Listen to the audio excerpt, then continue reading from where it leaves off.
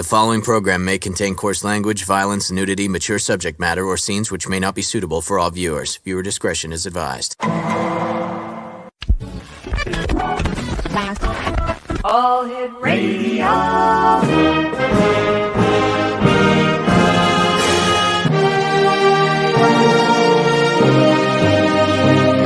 Welcome to the X Zone, a place where fact is fiction and fiction is reality. Now, here's your host, Rob McConnell. And welcome back to the X Zone. I am Rob McConnell, coming to you from our broadcast center and studios in St. Catharines, Ontario, Canada. If you would like to send me an email, xzone@xzoneradiotv.com, on all social media sites, Xzone Radio TV. And we're coming to you tonight on the Talkstar Radio Network, Mutual Broadcast Network, X-Zone Broadcast Network, and on channel 32, or is it 34? I think it's 32 on Simul TV. We used to be channel 54. Now we've moved up the chain, so now we're channel 32. If you'd, like I said, if you'd like to send me an email, xzone@xzoneradiotv.com. Have you looked up in the sky lately? Yeah, there's birds, there's the sun. At night, there's the moon. Have you seen any Chinese balloons lately? Well, apparently, the government is now saying that the first Chinese balloon that was, the first part of this month was, in fact, gathering intelligence for the Chinese government. However, the three other balloons, one that was shot down over Alaska, one that was shot down over the Yukon, and one that was shot down over Lake Michigan, apparently were not from China. Well, where were they from? Do we know anything more about that? When it comes to things that are in the sky that are unknown, there's only one person that I know that knows more than any other person. He's an author. He's a former Army officer. He flew helicopter during the Vietnam War. And of course, I'm talking about my good friend, Kevin Randle. Hey, Kevin, how are you, buddy? I'm doing fine. How are you, Rob? Good. Kevin, what do you make about all these balloons in the air? I mean, besides all the hot air that goes with them. Well, I had said originally that the original excuse for not shooting down the spy balloon was just absolutely ridiculous because they were afraid it would fall and injure people. I'm thinking, you're knocking down a balloon. You're going to know where it's going to fall. You can shoot it down over an open area. You don't have to wait till it gets out into the ocean as it crosses over all this important real estate in the United States. And not to belittle Canada at all, but I was thinking about the missile fields that are around a number of Air Force bases that it basically flew close enough to take a look at. And I guess it was gathering signal intelligence, which is radio signals and that sort of thing, and trying to transmit them back to China. I do not know why it took them so long to engage this thing and knock it down. And as I said, I think the excuse was absolutely ludicrous. Apparently it is a Chinese balloon. That's what the Chinese government has said. The Chinese government has admitted it was a balloon. The other three were not quite the same thing. They were smaller. They weren't at the same altitude. They didn't carry the same size of payload. Right. And talking about how they're not sure where they came from. They're trying to recover the debris from knocking them down. Not sure why it's taking them so long to get to the debris. I'm also not sure why they knocked them down in the places they did, because they could have knocked them down into locations that were more convenient for retrieval operations. And the whole thing just smacks of an inability to deal with this sort of thing. I wondered, getting into a conspiracy theory, I wondered if part of this labeling them as UFOs, unidentified flying objects, as opposed to UAPs, isn't a way of separating the UFO phenomena from the UAPs that they're talking about, in a way of convincing us that UFOs are just balloons and that sort of thing, and the UAPs are going to probably go the same way, where they have a terrestrial explanation. I was going to say rational, I mean terrestrial explanations for them, as opposed to an extraterrestrial. I was surprised that the general said that they hadn't ruled out alien visitation. They hadn't ruled out the extraterrestrial at first. I thought, why would you say something like that? And it gets back to the idea of the CIA-sponsored panel in 1953, where they were suggesting one way to deal with the information is to present something that is mysterious at the beginning, and we don't know what it is, and then solve the mystery. And once the mystery is solved, people lose interest in it. Although I can think of any number of things where the mystery has been well solved, and we're still very interested in it. Not mention any names, but Bermuda Triangle. But the point simply is, I can see that it's a way of kind of manipulating the information flow and a way of directing people's opinions away from an alien explanation towards something that's more mundane, more terrestrial. You know, when it comes to the first balloon, when it was hovering and staying in place over Malmstrom Air Force Base, to me that was a red flag. Hello, these people are right over this missile field, 130 nuclear weapons down there, and nobody's doing a damn thing about it. All right, it was high in the sky. They were saying it's about 60,000 feet. But the other three were in between 40,000 and 20,000 feet and posed a threat to commercial aviation. I would say an alleged threat. And this gave them the excuse for knocking them down. I'm not sure why they used missiles either. I would think a 50 caliber machine gun on a jet would be able to do a very good job of poking holes in it and letting the balloon come down. Well, actually, they tried that with a Canadian balloon going back 25 years ago, and the bullets just went right through it, and the balloon stayed up in the air and ended up over Russia. That's a good place for it. Yeah, I agree. Why wouldn't they use something like the Skyhook? I don't understand how they made the decisions and how they allowed a Chinese spy balloon to, as you said, over Malmstrom Air Force Base, but it also went over Francis E. Warren Air Force Base in Cheyenne, which also has a huge missile field. So we allowed this balloon to track over that.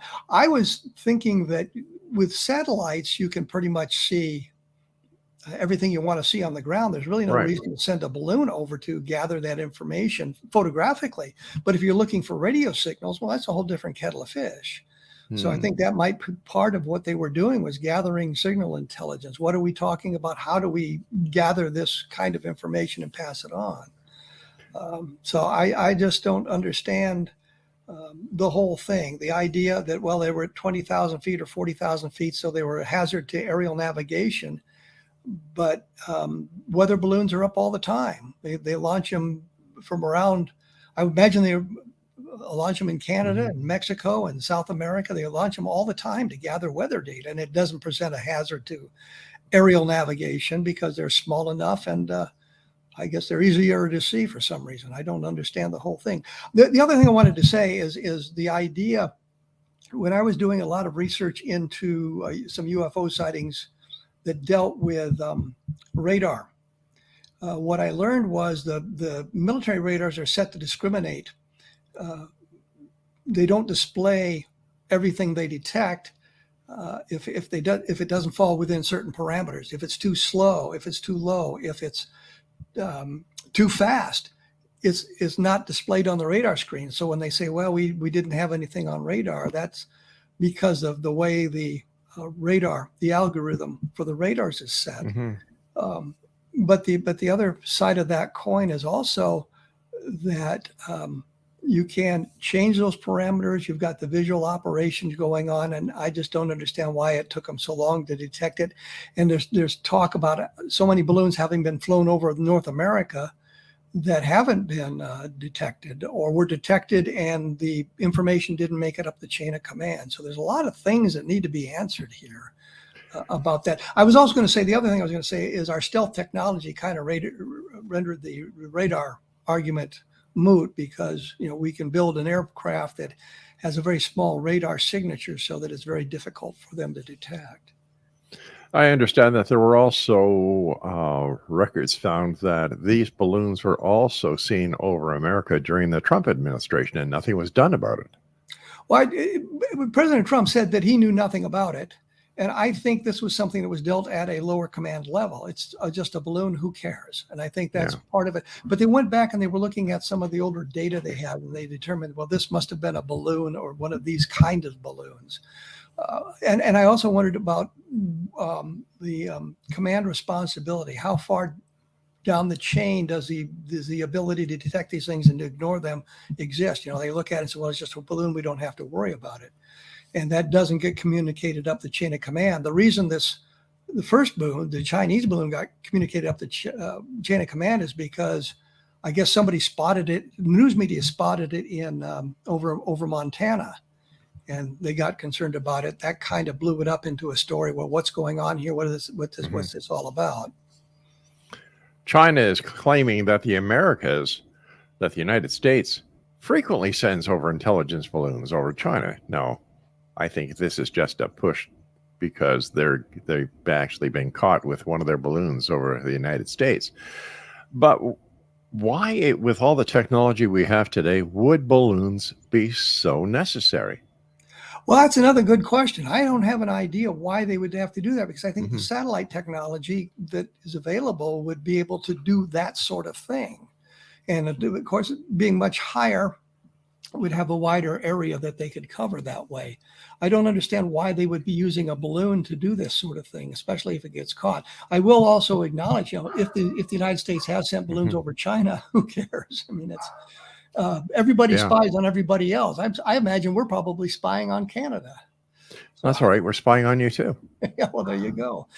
I know that at one point in developing our intelligence apparatus, the attitude was that gentlemen do not read other gentlemen's mail. Ooh. It's an excuse for not engaging in intelligence work. But, that's kind of I suppose a nice way of looking at things. But you need to gather that intelligence because you have to be aware of what our competitors in the world are doing, or your competitors in the world are doing. And Sure. I think everybody's doing it. So that's no big deal. And the fact that the Chinese are now saying, well, they've sent balloons over China, probably, maybe, I don't know. But the point is, it never has come out until this point. And I know the Chinese are outraged that we knocked the balloon out of the sky. And I'm thinking, well, it was over the continental United States. What do you expect? It's fair game. As soon as it enters absolutely. American or Canadian airspace, what do you expect us to do? Say, whoa, look at that. I don't think so. Kevin, stand by. We've got to take our break. Exonation. Kevin Randle is our guest. www.kevinrandle.blogspot.com. We'll both be back shortly. Don't go away. And Kevin Randle's my guest this hour. kevinrandle.blogspot.com. Kevin, what is this balloon mania doing as far as the UFO community is concerned? Well, obviously, we're watching it very carefully and been studying the reactions of the government to it.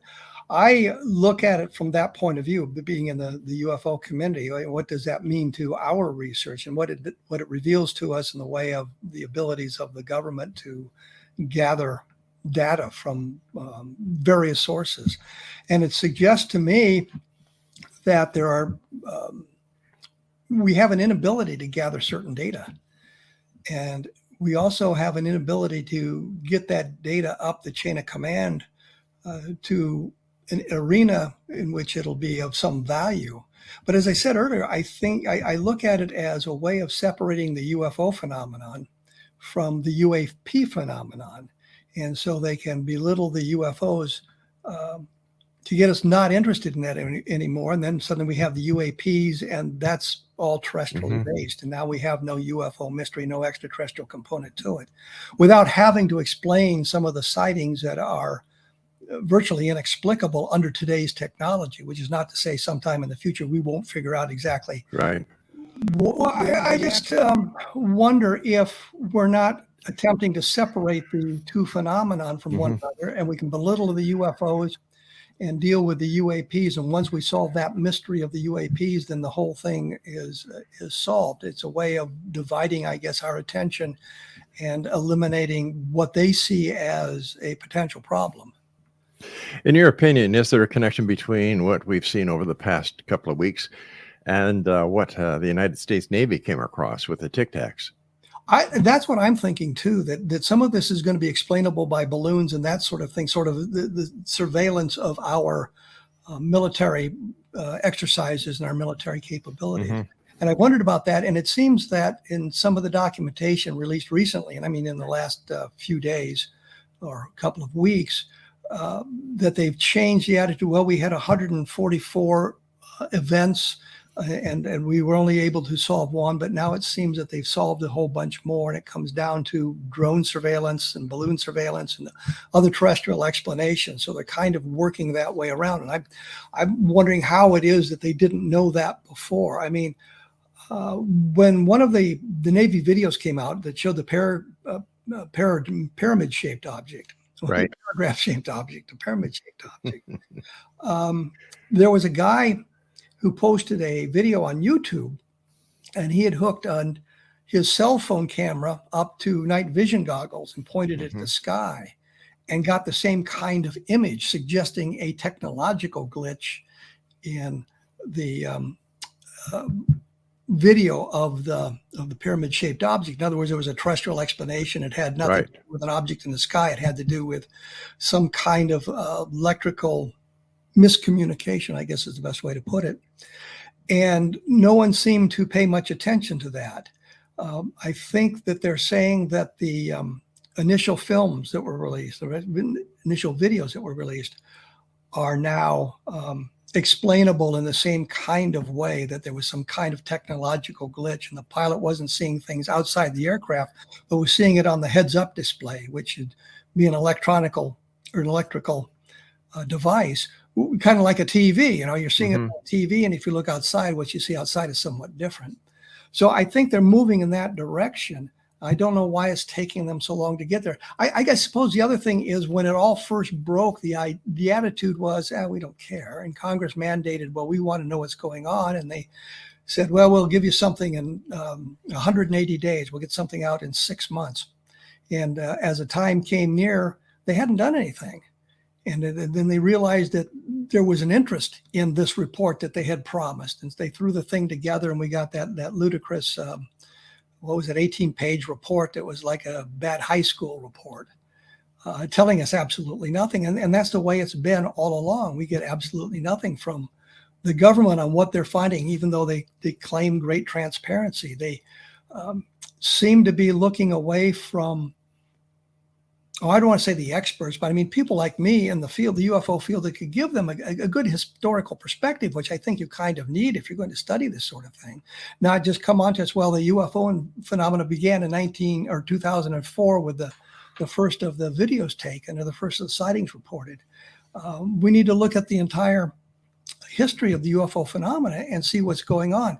When you, at least in my case, when it was working on my PhD dissertation, one of the first things you do is you do a literature research. You look at what's been published before. You design, well, I want to do an investigation of this aspect of a phenomenon or a scientific experiment in this arena, and you look to see what's gone on before. So you're not duplicating the effort.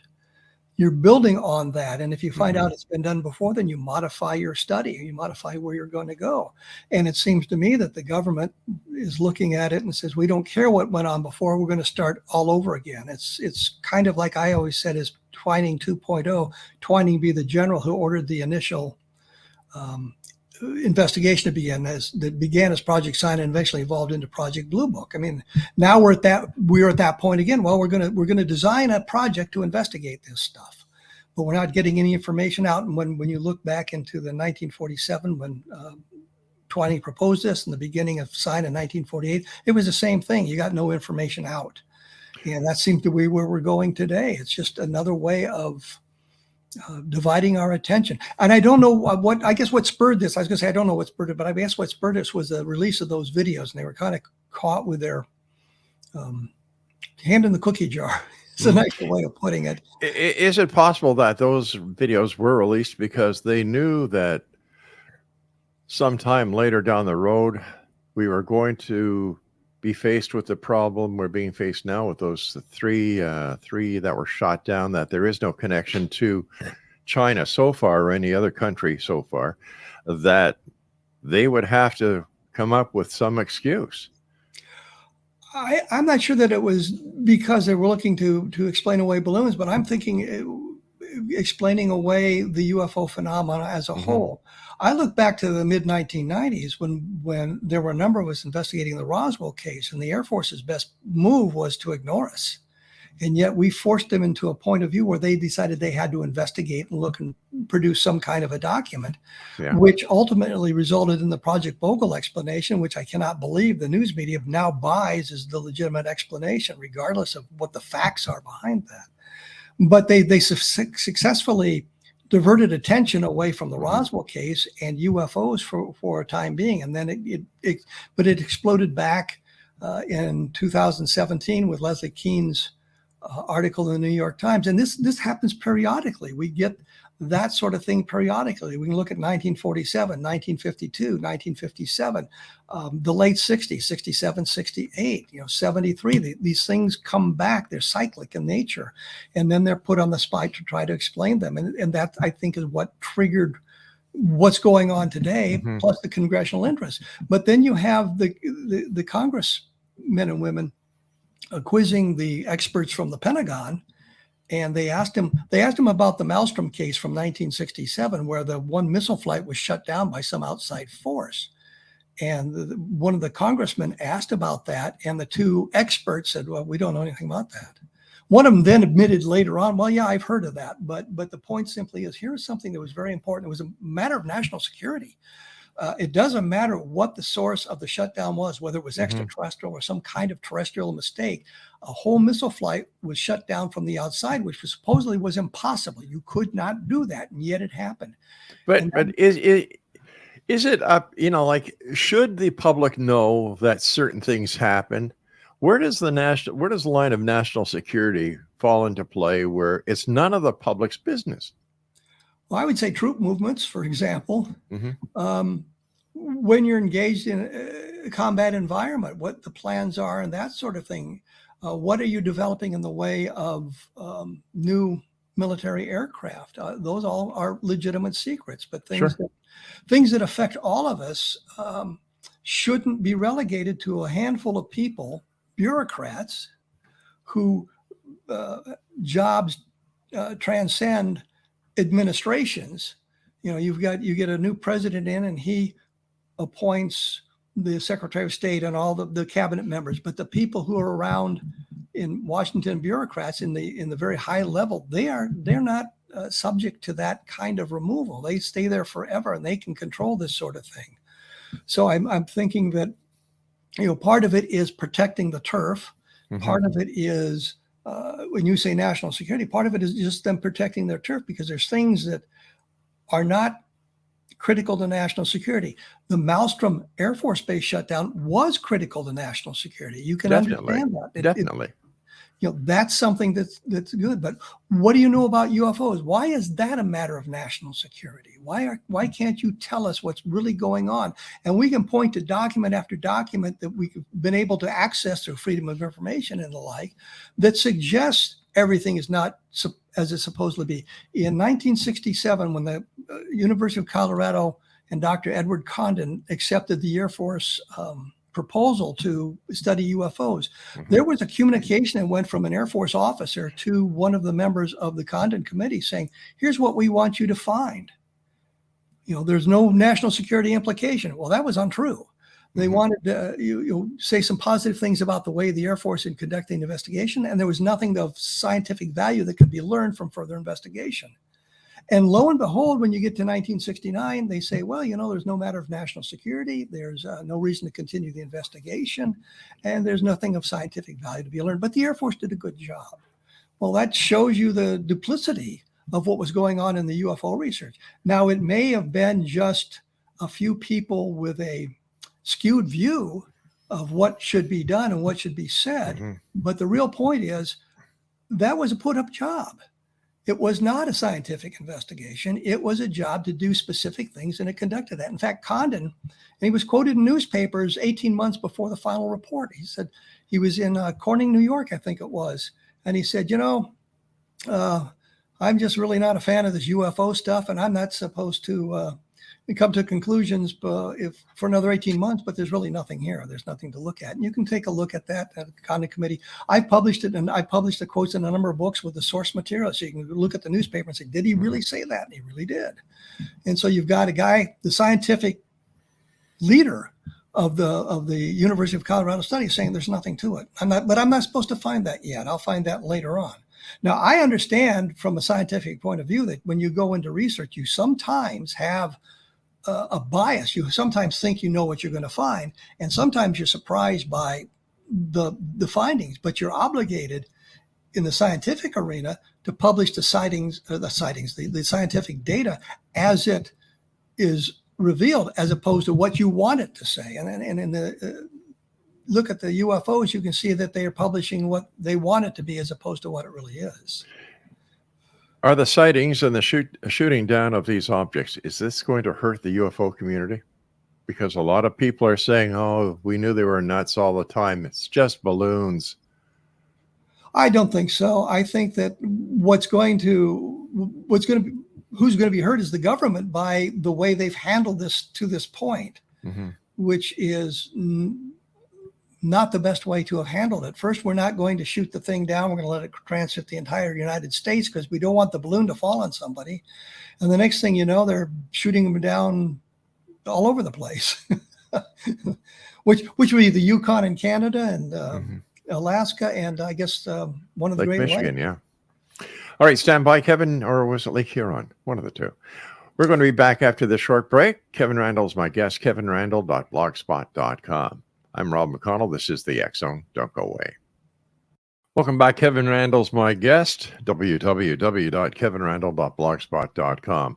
Kevin, there are those within the community that claim to be ufologists who are saying that what the United States government did, as well as the Canadian government, by shooting down these unknown targets, is putting us on the brink of an alien war. An alien war? Yeah, because there are many within the community, the ufology, who believe that these are still spacecraft, that they are in fact UFOs from another planet, another universe, another galaxy, another dimension. Have your pick. And that by shooting them down, we are risking an interstellar war with these aliens. I think the greater risk is terrestrially based.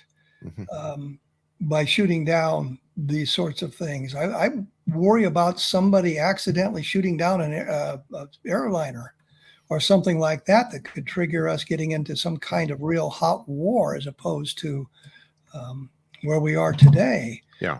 There seem to be any number of leaders in the world who are moving in that direction. And I think we all can figure out who they are based on the rhetoric that we've heard over the last couple of years. Yeah. I think that's the real concern, not that aliens have traveled through interstellar distances and now are investigating our society using balloons. I would think they would find a technology that was a little bit better than a balloon to investigate the Earth. I just can't believe that there's anything to that sort of thing, that we're looking toward an interstellar war. And of course, if there was an interstellar war, we'd probably lose, because all they have to do is stand out in space and throw rocks at us. It's an old scientific joke. The old scientific joke, you just push asteroids toward the Earth. You don't have to do anything else. So how are we going to counter that? We just had one hit the ground just the other day. There was the one in Russia that caused all that damage. Think about 100 of those or 1,000 of those just being thrown. And how do we respond to that without being able to get to them? We don't have the capability to get to them, especially if they're far enough and deep enough in space. So it's just a ludicrous whole proposition. And I think that the way we need to look at that from the UFO community's point of view is look how they've handled this situation. What does it tell us about how they've handled similar situations in the past? Not meaning shooting down balloons, but the UFO phenomena. How they handled it in the past. And it's somewhat similar to this, where they have no real clue as to what's going on in the beginning, and they're just throwing out explanations, they're throwing out information, and then suddenly everything gets very quiet and very silent, and we no longer have the transparency that we had. That was the way the UFO phenomenon evolved in the mid-1940s. Well, what happens if they do know what is going on? What happens if they do have the information and they believe that it's none of our business, that it should be maintained under national security, as not to let our our Competitors. enemies know that we know? Is it possible that the UFO community is actually themselves causing more problems than they are causing any good by trying to force the information to be exposed to the public? I think at one point you've got to take a look at the consequences. Mhm. I don't see any national security implications in this balloon stuff. I see the national security implications in the hiding of the data. I am a believer that yes, there are secrets that have to be held, and there's attitudes that must be held, especially when you're engaging in combat operations to protect the lives of your soldiers. But once we're in a civilian world, we're talking about things that I don't see a national security implication. If there is one, then yes, they must hide that from us if there is a national security implication. But it seems to me in this case, what they're doing is just bungling the job and trying to hide behind the facade of national security. But I mean, look at the way they handled the Chinese balloon. It was just completely inept. And they have all kinds of excuses for it. I can't believe the reporter said, you're going to shoot down a balloon, you're afraid it's going to fall on somebody, so you're not going to shoot it down? What kind of logic is that? And then the next thing you know, they're shooting them down willy-nilly. Not worried about that sort of thing. Granted, they shot one down in Alaska, which is not heavily populated, and I suppose Yukon is not heavily populated. Right. And they shot one down over a Great Lake, which, what are the odds you're going to injure anybody in those scenarios? Yeah. But I just cannot see that there is a national security component to this, especially the way they've handled it, and especially the way that it's already out there anyway. It's not like we've discovered they shot down the balloon. It was broadcast on the news. Once the balloon was sighted, it was news for days. Yeah. How close are we to what people like Stephen Bass are calling disclosure? I don't think we're very close at all. I think disclosure is more or less up to the aliens. And looking at it from the point of view of an intelligence officer, I know that what we had to do as an intelligence officer, if something was classified and somebody quizzed us on it, was deny knowledge of it. I was serving at Richards Gebaur Air Force Base in Kansas City as an intelligence officer and got a call from a reporter from the Kansas City Star, I think it was. And I had just read a bunch of classified documents dealing with an event in the other hemisphere. And he was quizzing me on it. And I said, well, I just don't know anything about that. I knew everything about it. And the problem was it was classified information. I was not qualified to release it. So I just denied it. He said, well, you're just the dumbest intelligence officer I ever met. And I'm thinking, no, I've actually got you on the run there. I'm not going to confirm it, because the next thing you know, you're going to see in the Kansas City Star, intelligence officer Richard Gebaur confirmed this information. Right. So there are arenas where you have to do that sort of thing. And it doesn't matter what the other guy knows. He can release what he wants. You have to maintain the silence. I think that's the same way we are with the UFO phenomenon. They, at the very highest levels of our government, may know exactly what's going on. And let's say it's alien visitation, and they know this for a fact. But they deny that repeatedly. They've been denying it for 75 years. And everybody says, well, but the aliens could just land and tell us about it. I says, yeah, they sure could, but they haven't yet. And I'm not going to give you that information until that we come to that bridge. We're going to just deny everything. And I think that's where we are. So I don't think disclosure is very close. And I think we've taken steps back from it, especially with the way the things have gone since the disclosure of the TikTok videos and those sorts of things. I think we've moved away from that. At that point, when it first came out, it says, well, maybe we're moving toward disclosure. They want us to get this information. The next thing you know, well, maybe we're not getting there. We've taken steps back. I don't think disclosure is very close at all. One of the pilots that did the interception with the unknown object in Alaska said that the object actually interfered with the jet's electronics. Well, in ufology, we have a great number of cases like that where the close approach of a UFO, whatever that UFO may be, has interfered with electronics. I think Len Stringfield, who I think people in the UFO community knows who Len Stringfield was. He tells the story that as he was flying from Iwo Jima into Japan, right at the end of the Second World War, after the Japanese had surrendered, he was going to Japan from Iwo Jima, and 3 objects approached the aircraft and caused the engines to begin to sputter and fluctuate. And the pilot said, prepare to ditch. And then the UFOs moved away and the engines began to work properly. We can cite literally hundreds of cases like that where the UFOs interacted with the environment, causing some kind of electrical interference. So that's not unusual in relationship to UFOs. But there are other things that might cause that as well, and that we have to understand. We've got to look at all those causes before we determine that is legitimately an extraterrestrial problem. But it also might mean that somebody has developed a way of interfering with the electronics on an aircraft. The Japanese during the Second World War were experimenting with electromagnetic effects to try to jam the electronics of their enemy, which would have been us, and they were successful up to about 10 feet.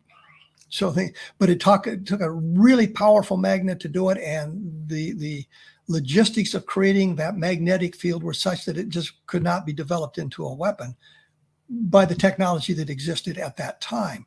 But there is a history of trying to develop that sort of weapon systems. And that might be part of what's going on as well, to see what our intercept capabilities are, and if there is a way of jamming the electronics. And then that becomes an issue of national security. If they're able to jam the electronics of our fighter aircraft, then we need to keep that secret until we find the countermeasure. Is there anything new within the world of ufology? Any recent sightings besides the ones that we've talked about? Well, there's always sightings going on, but the problem now is there's so much junk in the atmosphere. I've seen, I don't know how many reports of people reporting strings of lights in the sky, and these are the Starlink satellites, and they haven't gotten a lot of publicity, but we get a lot of sightings like that. And photographs are really neat, and photographs of the launch of the SpaceX rockets as well, and create some very interesting and dynamic photographs, and people don't understand what they are. But once again, I think we're at the point where there's an awful lot of misinformation, misidentification of things that are new and different. And then we've got to deal with the electronics of the cell phones and things like that can introduce glitches. I investigated a case a number of years ago where somebody was videoing a UFO, and it said it had like a Batman symbol on it. And they said it was a 2 bright dark spots at the top and one at the bottom, and they kind of said it like Batman. It had nothing really to do with Batman. And it turned out what they had done was attempt to focus their video camera on basically Venus, and by putting it its maximum ability, but maximum power, what they had created is an internal look at one of the apertures or some part of the lensing function of the camera that created this image around the point of light they were trying to photograph. And then the real key was, they said, well, we didn't see it disappear. It just kind of faded away as the sun came up. And she said, that sounds an awful like it. But the point simply is, there's an awful lot of sightings going on. There's an awful lot of video. It takes a lot of time to get it. There's periodically interesting sightings, but not the kind of robust sightings we used to get. It's, the lights in the sky type thing. We're back to that. We get very few landing cases. The abduction phenomenon has kind of faded away. We don't get much in the way of electromagnetic cases anymore. It's something that the late Carl Flock and I discussed a number of years ago before he passed away, was that it's like the UFOs all took their spacecraft and went home. They were here to study us. They gathered as much data as they could. Now they're back home analyzing that data, and they'll return when they have more questions to ask. We just don't get the really good, robust sightings that we used to get, which is not to say there aren't sightings, there aren't interesting ones, but the real focus seems to be on some of the really great sightings from the past. whether it's the Levelland sightings from 1957 or the Washington Nationals from 1952, or what was going on in the 1960s, Michigan, for example, in 1966. The Bentwaters case from 1980, and then the Cash Landrum case from 1980. We had the Chicago Air thing that came about, 2008, but those are kind of the exceptions to the rule. We just don't get the kind of sightings we used to.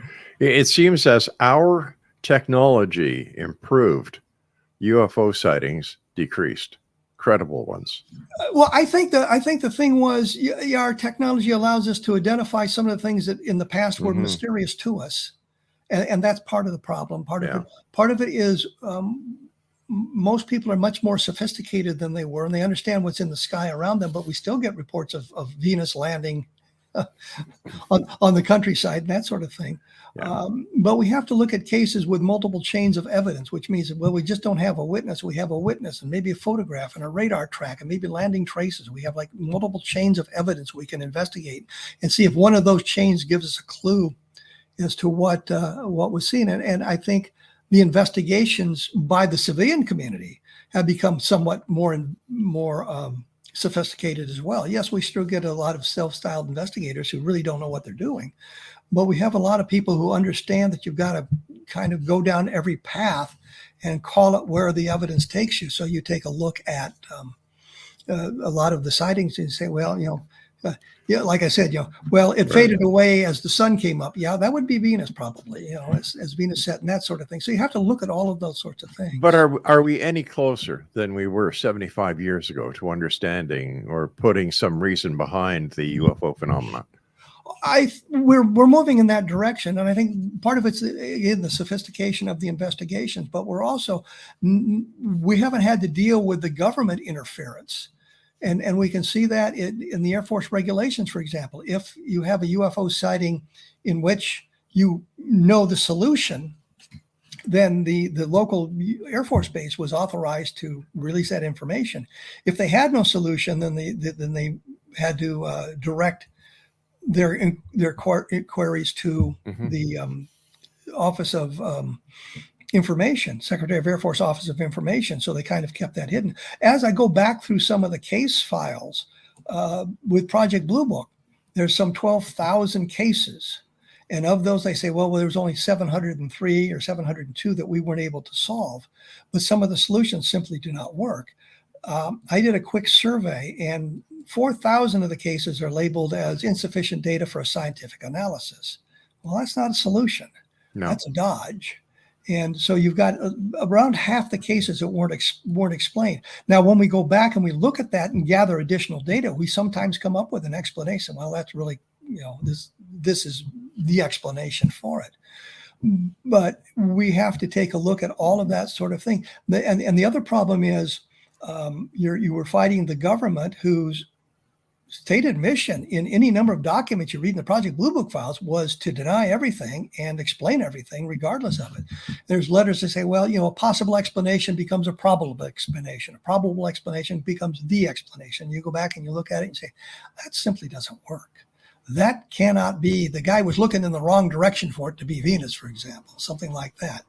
So it's a problem with dealing with the government interference with the investigations and their desire to keep the information under wraps, the incompetence of both the professional Air Force investigators and the UFO investigators not understanding what they're looking at and what they're trying to do, having two completely different missions, the Air Force to explain and the UFO investigator to come up with a sighting that is inexplicable in terrestrial terms. So we've got to look at all of that stuff and how that is come into play and keeping this thing under wraps for this last 75 years. Kevin, as always, whenever you're with us, time goes by so fast, my friend. I want to thank you very much for joining us. And X Zone Nation, if you'd like to find out more about Kevin, if you'd like to buy any of his great books, visit his website, kevinrandle.blogspot.com. Kevin, take care of yourself, my friend, and please give my best to Deb. I certainly will. Thank you, Rob. Good night, Kevin. And X Zone Nation, I'll be back tomorrow night at 10 o'clock as once again we cross the time-space continuum to this place that I call the X Zone. So until tomorrow night, I'd like to thank my studio producer, Craig West. Also, my program director, Mac Alexander, and my senior executive producer, my wife and best friend, Laura Rogers. So until tomorrow night, my friend, always remember to keep your eyes to the sky and your heart to the light. Good night now.